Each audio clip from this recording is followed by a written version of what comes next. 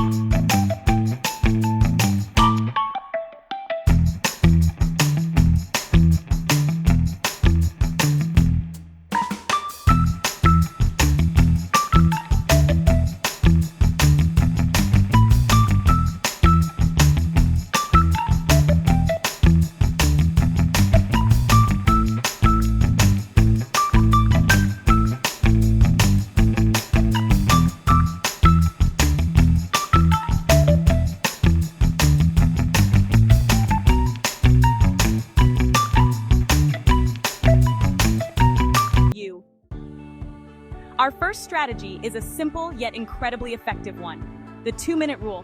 This rule is all about tricking your brain into getting started. Here's how it works. If you're faced with a task that you can complete in 2 minutes or less, do it immediately. It could be something as small as replying to an email, putting away your laundry, or even just writing down your to-do list for the day.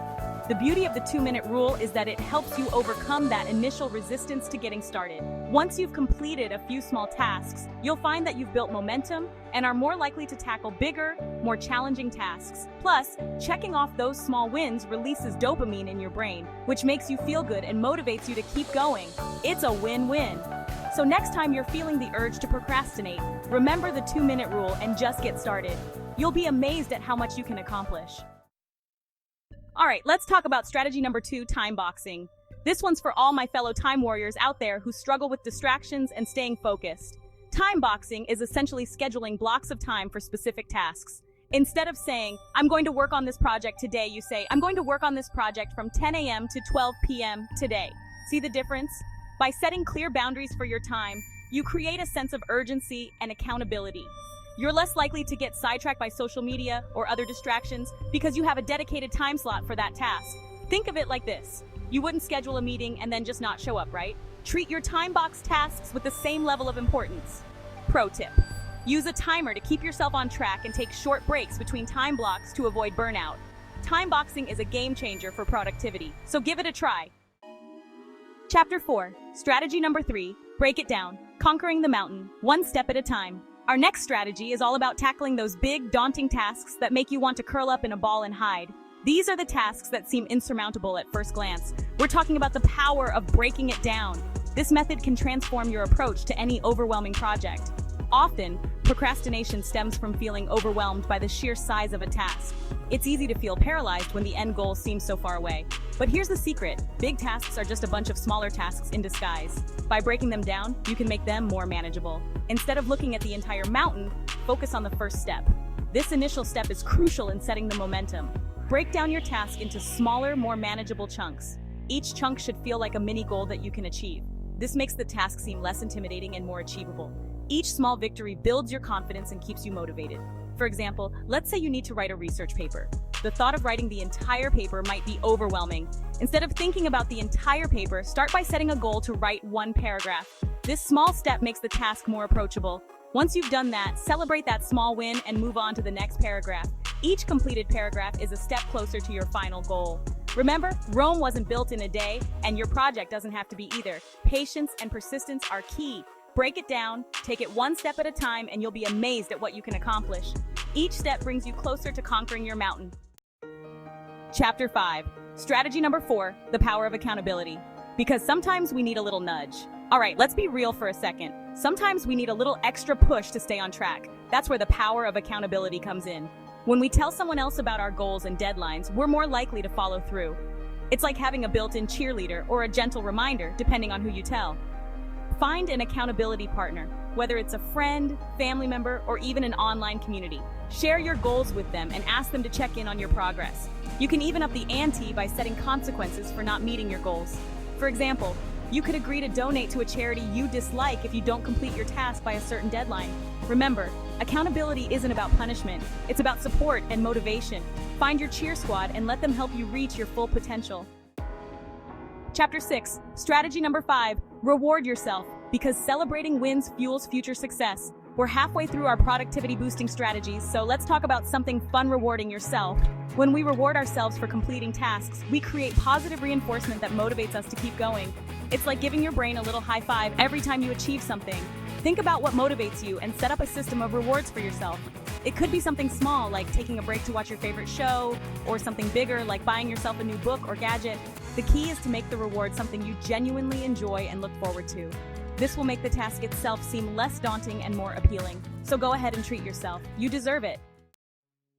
Chapter 7, strategy number 6, create a dedicated workspace. Your productivity sanctuary awaits. Our environment plays a huge role in our productivity. If you're trying to work from your bed or couch surrounded by distractions, it's no wonder you're struggling to focus. Creating a dedicated workspace, even if it's just a corner of your room, can make a world of difference.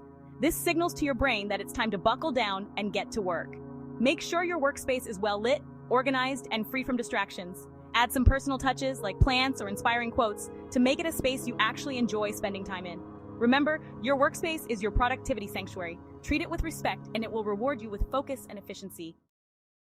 Chapter 8, strategy number 7, embrace imperfection. Because done is better than perfect last. But not least, let's talk about the importance of embracing imperfection. Perfectionism is the ultimate productivity killer. Often we procrastinate because we're afraid of not doing something perfectly. We get caught up in the details and end up never even starting. But here's the thing, done is better than perfect. It's better to have something completed, even if it's not flawless, than to have nothing at all. So let go of the need for perfection and embrace the beauty of imperfection. Start that project, write that blog post, send that email, even if it's not 100% perfect. Remember, you can always go back and make improvements later. The important thing is to take action and get started. Chapter 9, the moment everything changed, from procrastination pro to productivity master. I remember when I first started using these strategies, it felt like a complete game changer. The biggest shift happened when I started implementing the 2-minute rule and time boxing. I used to spend hours procrastinating on even the smallest tasks, but the 2-minute rule forced me to just get started. And once I started time boxing, I was amazed at how much more focused and productive I became. It wasn't always easy, but by consistently applying these strategies, I was able to break free from the procrastination cycle and achieve things I never thought possible. And the best part? These strategies didn't just help me with work or school, they spilled over into every area of my life. I was more organized, more motivated, and more confident in my ability to get things done. So trust me on this one. These strategies work. Give them a try and watch your productivity soar. And there you have it, folks. 7 science-backed strategies to help you stop procrastinating and boost your productivity instantly. Remember, it's not about being perfect, it's about taking action and making progress. Start by implementing 1 or 2 of these strategies today and see how they work for you. Experiment, adjust, and find what works best for your unique style. I'd love to hear about your experiences with procrastination and how these strategies have helped you. Share your thoughts and any other tips you might have in the comments below. And hey, while you're at it, check out my other video on insert-related video topic here for even more productivity hacks. Until next time, stay productive, my friends.